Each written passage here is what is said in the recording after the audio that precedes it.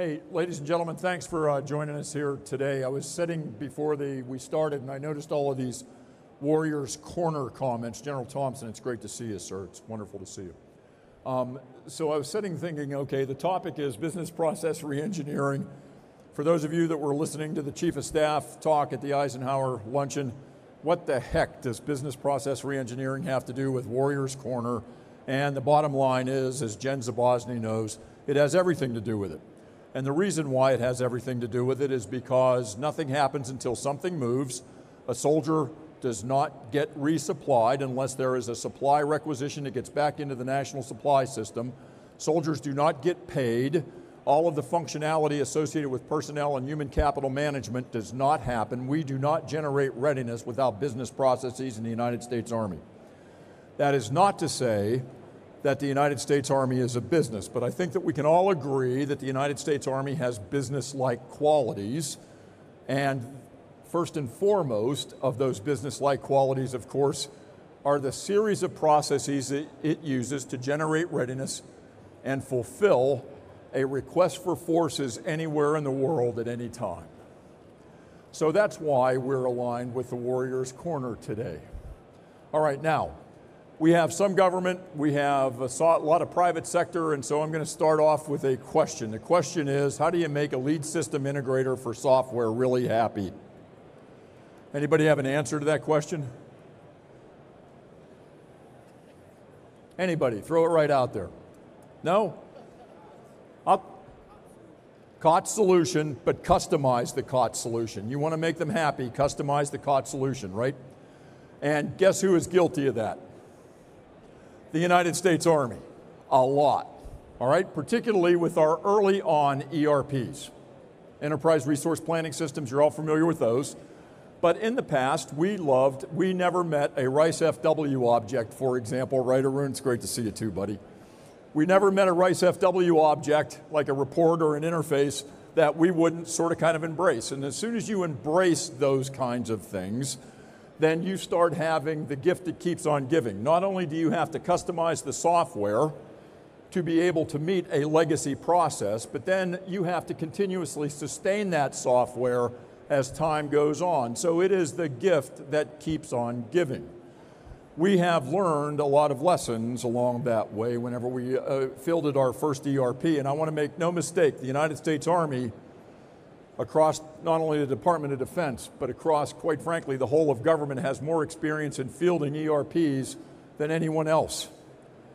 And we are the only ones that have the capability that we're going to talk about here today, and that is the Business Process Reengineering Center of Excellence, and I'll get to that and introduce Crystal and Meghann in just a second. But the key is learning from our mistakes. So the final ERP in our constellation, to be able to get to what Gartner calls the modern ERP set, is the integrated personnel and pay system. They have a booth right over on the other side of this screen. You get a chance after this, go over and talk to the folks over at AUSA. But this issue associated with taking a COT solution and being so hidebound to legacy process that we make the COT solution run on our legacy processes, we broke that mold with AUSA. And by breaking that mold, what did we do? We're using it as an Oracle PeopleSoft product. We needed Oracle PeopleSoft expertise, so we brought that expertise in, not working for PEO EIS, but working for the G1 of the United States Army. And the first question to that expert or group of experts was, what capabilities are actually extant within the PeopleSoft product? And the answer was, we have quite a few. How many pay and personnel processes do you have, Army? And the answer was, we have 154 of them. 154 sub-processes associated with personnel and pay. And then the question was, well, how many does the Oracle PeopleSoft product have? And that number was a much smaller number. So what we went about doing was re-engineering those 154, and we got it down to 34 processes that were supported by the commercial off-the-shelf technology of that Oracle PeopleSoft product. 154 to 34. What does that mean? That means that delta didn't have to be customized inside that software, and we didn't give ourselves an overly large bill associated with not only developing that, but also sustaining it. We have similar challenges over on our ERP side with SAP. And that is exacerbated by SAP's soon move, or potentially soon move, associated with S4, which will require us to re-engineer legacy processes. So inside the management of the United States Army business space, what we can no longer afford to do, and what Congress has done a great job in framing within the standpoint of the National Defense Authorization Acts, is this idea of business process reengineering. So several years ago, we sat back and said, you know what, we're all familiar with continuous process improvement. Lean and Six Sigma, whatever process you want to use, whatever technique you want to use, we all sort of kind of know what that is though, right? You want to drive efficiency into an existing process and you want to take work out of it. Makes sense. And by the way, become more efficient, produce the same amount of product over the same period of time, or more product over the same period of time with less resources. Okay, so what the heck is business process reengineering? So we had to go back and sort of kind of scratch our heads, and I wanted to see what was the current thought associated with business process reengineering. So as Crystal and Meghann know, we started to do some research. And the first place that I went was a GAO report. There was a GAO report about 3 years ago, 4 years ago maybe, that said, hey, based off of all of these National Defense Authorization Acts, the Department of Defense really needs to be able to improve business process reengineering. Here's what the law did not do. It didn't define business process reengineering, by the way. And so what we had to do was try to figure out, well, what does that mean? And at the same time, what we were trying also to do was to in-house ERP sustainment, in-house United States Army extant capability, in-house ERP sustainment, and center it on the Shared Services Center. And I'm pointing to Michelle Derner, and Jen Zabosny is here. She is the director of the Software Engineering Center over at Communications Electronics Command, and Michelle is the director of the Army Shared Services Center, who is responsible, by the way, of now taking all of the sustainment tasks for our ERP environment and in-housing them to the United States Army under the Commanding General of Army Materiel Command. The only other entity in DoD, the only entity in DoD that has that in-house capability as well, okay? But still, what was business process reengineering? Couldn't answer the question.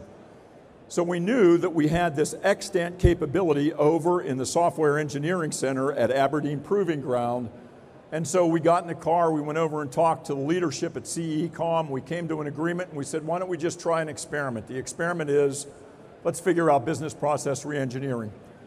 And oh, by the way, without asking anybody's permission, let's develop a business process reengineering center of excellence. And that is what Crystal and Meghann are about ready to talk to you now about. I am unabashedly ginning up business for this organization, so if you are a green suitor or a civilian suitor that has responsibility for the execution of a business process supported by IT in the United States Army, I need you to listen up, because we no longer can afford to spend $2.2 billion a year on our business IT environment. We need to drive return of investment inside each one of those investments and improve the output and its contribution to readiness. And this capability is one of those capabilities that will help us do that. So without further ado, Crystal and Meghann, thank you. Thank you, Mr. Swan. So my name's Crystal Chadwick. I'm the director for the Business Process Reengineering Center of Excellence. And we're here to talk to you today and try to broaden your view of what innovation means. So the U.S. military has a long history of technological innovations that have literally changed the way wars are fought over the years. If you think about two-way communication radios in the 1940s, long before we had cell phones and advanced communication systems, in the 1960s, the Department of Defense was investing in this new idea that would later become the internet. In the 1970s, early digital cameras were developed and used primarily for military purposes, not selfies like we think today. And the 1990s brought us global positioning system that allows soldiers to navigate enemy territory night or day without the use of a map. We have unmanned aerial vehicles that allow for aerial combat without putting soldiers in harm's way. and bomb disposal robots that remove the soldier from the ordnance disposal process. So there's no doubt that technological innovations are very important to us, but they don't come without their challenges. They're not always the solution. If you think about every time we adopt a new technology, it's an extremely lengthy process. It can take years to develop, acquire, and test these, and it's very expensive. Once you buy the system, up to 70% of the cost is really maintaining it over its full lifespan. You can't think of it as a one-time investment. So those successes with implementing technology have really led us to think that it's the panacea to all of our problems. Whenever we face a challenge, we think throw technology at it, or if I just automate this, everything's going to be fixed. Now, we're not here today to tell you that technology is bad, because that's just not true. It's not, and it's going to continue to be an important part of our history. What we do hope you take away is that innovation is broader than you might think. Innovation is about doing things in new ways, and technology is only one mechanism to allow us to do things in new ways, but it's not the only one. We can also look at the way we do work and rethink those processes. By taking a holistic view of the way we do work, we find that there's 3 ways that we can add innovation. So the first is to look at just the processes we already have in place. Now, a process is the set of activities we do to achieve a desired outcome. And by looking at those processes and re-engineering them to maximize efficiency and effectiveness, we can revolutionize the way we're doing work without necessarily making a large investment. The second type of innovation is to repurpose technology that we already own. We can leverage what we already have in new ways and maximize our return on investment. So this goes back to what we were talking about with the ERPs, for example. And the third way to innovate is to buy that technology. Sometimes we're going to have to move forward and buy that technology. But we have to understand we're going to get the most bang for our buck if we engineer the processes supported by that technology first. We don't want to do bad processes faster. We want to buy that new technology, and we really want to make sure that we're achieving the best results possible. All right, so let's dive into these 3 types of innovation. So the first, as Crystal said, is really all about bringing in brand new processes or dramatically improved processes. So if you're familiar with Ford's assembly line, this is one of the most well-known examples of a brand new or dramatically improved process. In 1913, Henry Ford combined the use of interchangeable parts with the division of labor to dramatically reduce the assembly times of his Model T. So to produce one Model T originally took 12 hours. With the new process, went down to 2.5 hours. This was such a dramatic improvement, such an innovative new process that manufacturers across the world started to adopt it. And not just for assembling cars, for assembling things like toys, for appliances, you name it. It changed the industry. And so I'm sure no one here drove a Model T to AUSA today, right? Could be wrong. But I'm guessing that the car that you did drive was still assembled using Ford's assembly line process. It was a dramatic innovation that really changed the way we did business and stood the test of time. Now, we here in the Army, we struggle with this sometimes. As Crystal mentioned, we've seen so much success with implementing new technology that it's easy for us to jump to that as the solution. If you're having trouble understanding your data, a dashboard will fix it. If your training system isn't capturing all of your needs, just buy a new one. But we haven't done enough to really explore the processes behind data analytics, the processes behind managing our training. If we really looked at those processes, re-engineered them, improved them, or created new ones, we could probably avoid buying that technology altogether. The next type of process innovation is about rethinking technology, about repurposing it. We naturally suffer from functional fixedness. We look at a product and have this tendency to think it can only do what it was originally intended. Believe it or not, there was a time that we thought a cell phone could only make phone calls, or a watch could only tell time. And we know better than that now. We know this technology is capable of achieving so much more. And so, we really have to explore the potential for technology, repurpose it, We have this now. We're used to doing this now in society. As technologies become more and more ubiquitous in our day-to-day lives, we're finding opportunities to repurpose and use technology to make our lives easier. There's something called the Facebook safety check. It's a mechanism that's turned on in the event of a natural disaster. It'll check based on your listed location whether you're impacted. And this wasn't a technology cooked up by the engineers at Facebook. This was something that originated by real people repurposing technology to solve problems. It started in 2011 during the earthquake and tsunami in Japan. Victims, instead of looking for cell service and hoping to reach loved ones one by one, instead used Facebook as a means to safety check. They got online, they posted their status one time, and they were able to reach the majority of their friends and family to let them know that they were okay, or if they needed help, to let them know where they were and get help faster. They repurposed the technology in an unintended but much more meaningful way. And we have a lot of opportunity to do this here in the Army. Soldiers do it all the time. I heard a funny story recently about a soldier who had a hole in the radiator hose of his vehicle. And it would be several days before someone could come out there and get a replacement part. So instead of waiting, he improvised.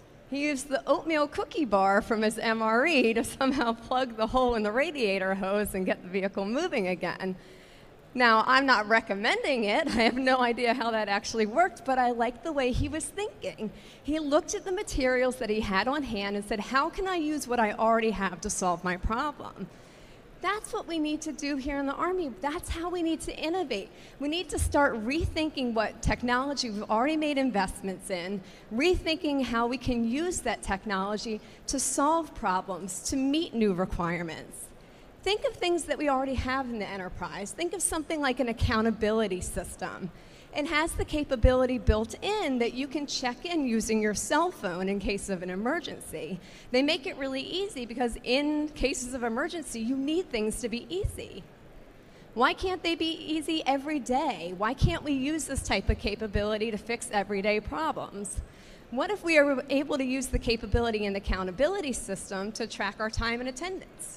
When you come in the morning, you check in on your cell phone. When you leave in the afternoon, you check out. You're using technology that already exists in the enterprise to solve a problem. Now, that's just an example. Maybe it'll work, maybe it won't. But the point is, that's how we've got to start thinking. We really have to change the way we view technology and find opportunities to repurpose.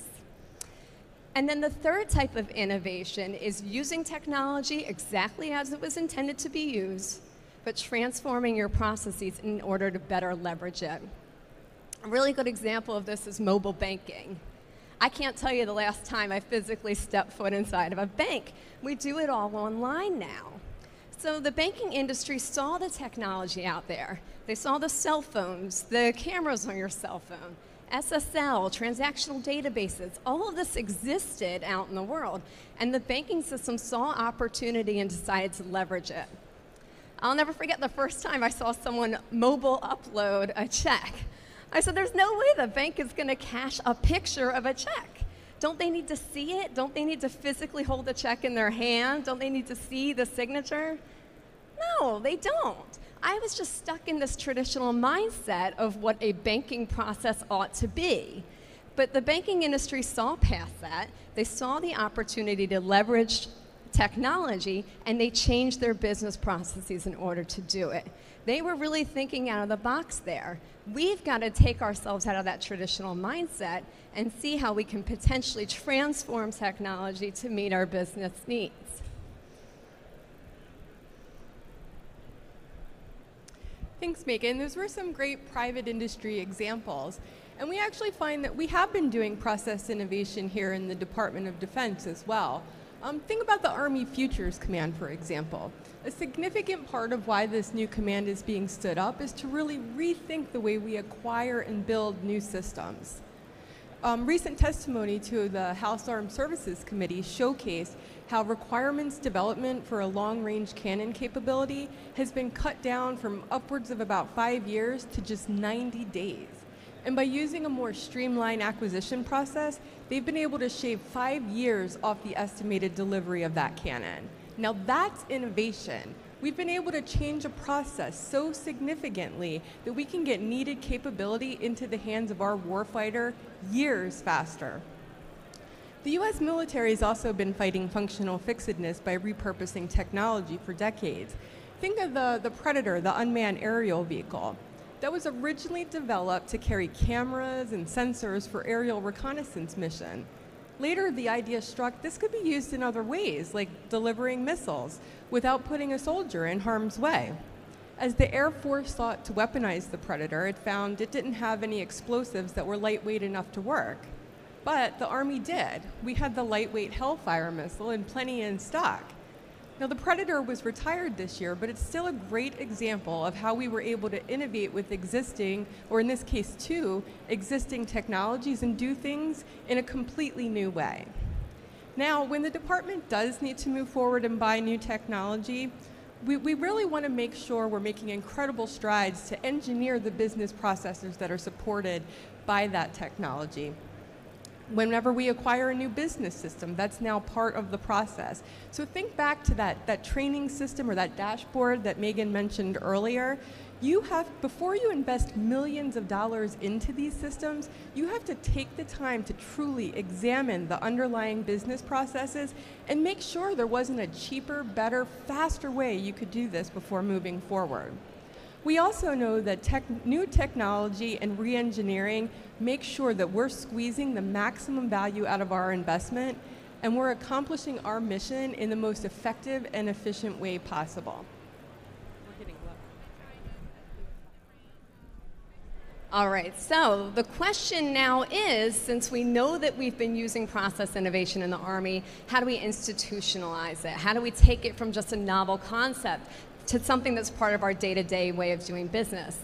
And as Mr. Swan said, one of the ways the Army has addressed this is through the Business Process Reengineering Center of Excellence, the Bpr COE. We've been set up to be the primary service provider and source of expertise for Bpr. And we do this for the Army through a variety of services, one of which is full Bpr project facilitation. We've developed a standardized methodology to be used to implement Bpr projects. It's been proven to work in the Army, and we've worked on big Army processes, things like audit readiness, things like acquisition processes, and we've worked to transform these processes by examining the current as-is state and using that to drive an innovative to-be solution.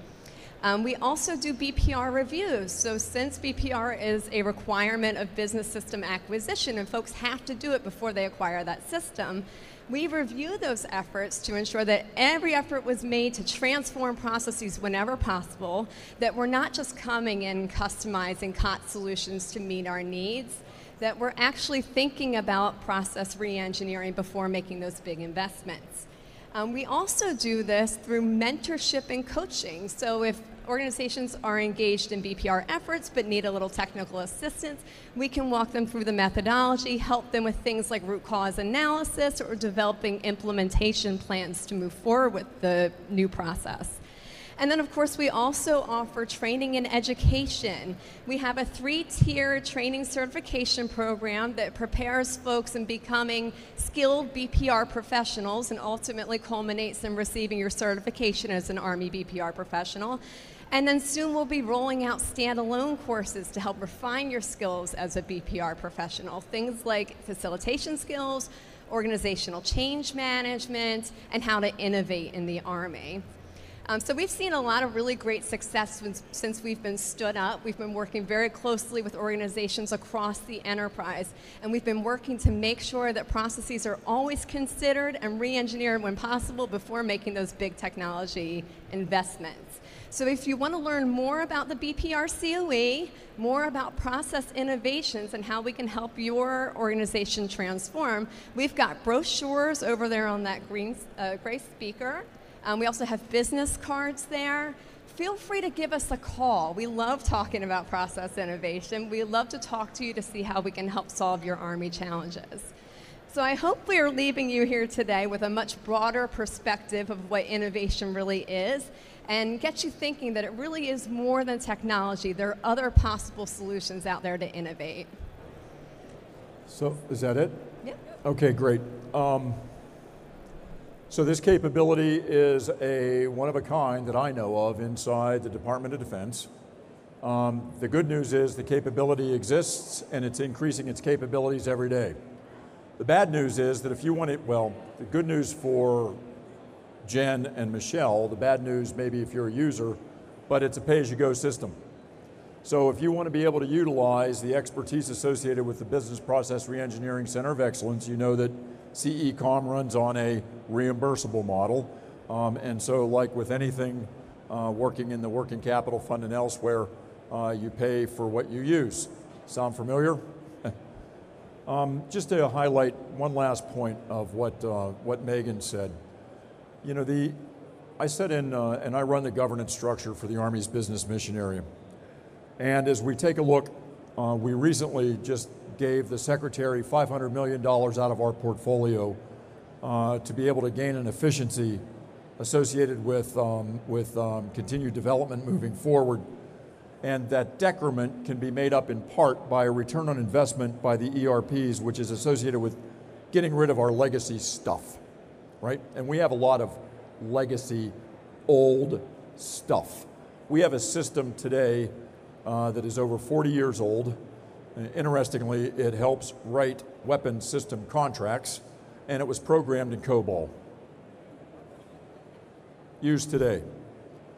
So I frequently hear this from my peers and elsewhere that says, hey, you know what? We will sunset this capability whenever the capability is reflected inside one of your ERPs. And that is exactly the wrong think. The right think would be business process re-engineer ourselves out of the requirement levied on a modern system. First and foremost, if you can eliminate the requirement, eliminate the requirement. And that's what we're working to do. This notion associated that Meghann and Crystal mentioned about training, it is one of the big growth areas right now of the Bpr COE. We went out on the internet, tried to do searches who run certification programs. Well, they're not as ubiquitous as you would think. And so we developed our own. And we have now worked it and iterated it through industry best practice, and we think it's pretty darn good. And we're moving that now into the TRADOC school system as well. So we're very hopeful that we can expand the group of practitioners. I've run over time, that's it. What are your questions? We have time for a couple. Anybody?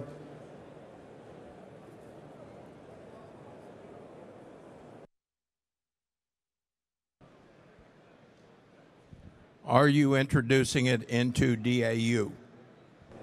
We have partnered with DAU. We have mentioned to DAU that the capability exists. In fact, Crystal and Meghann, or both of you, well, I'll let you guys talk about it. You went over and discussed it with DAU.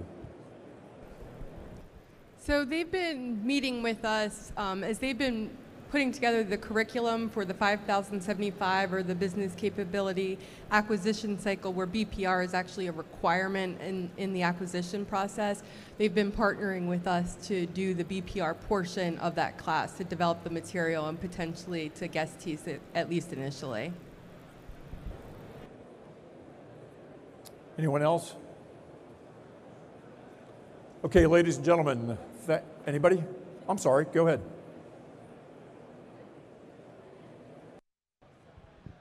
Hi, Dana Sanders with LMI Government Consulting. I'm also in an MBA program at Johns Hopkins University, and I know that we do a lot of innovative work where you work with government, industry, and also public.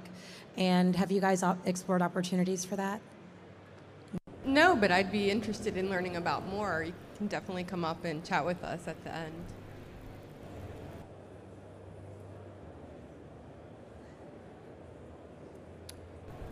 Did you have something else? Oh, no, I was going to say last call. Yeah, anything else? Ladies and gentlemen, thank you very much for your attention today. Appreciate it.